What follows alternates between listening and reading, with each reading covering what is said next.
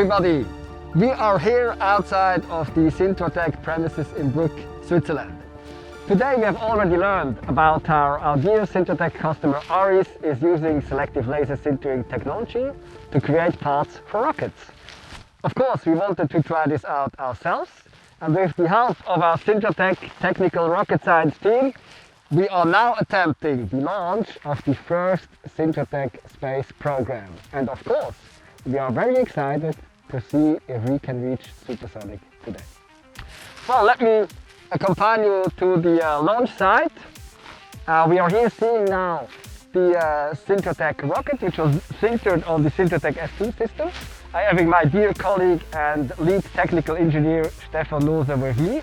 So Stefan, would you like to phrase a few words to the audience about what do you think the stability of the rocket is, and if you think we can reach orbit today? So I think the weather conditions are well and we are ready to boost. Looking forward to it. And about supersonic, almost, I guess. Alright, so thank you very much, Stefan. We are very excited, so let's get the launch started. The countdown is running. Are we ready? Okay, set your lighter. Where's the lighter?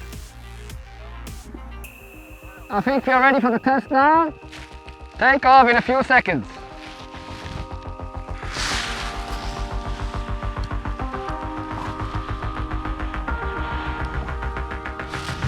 Three, two, one, go!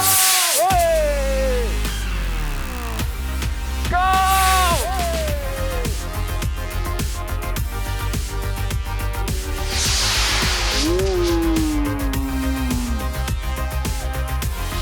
Woo!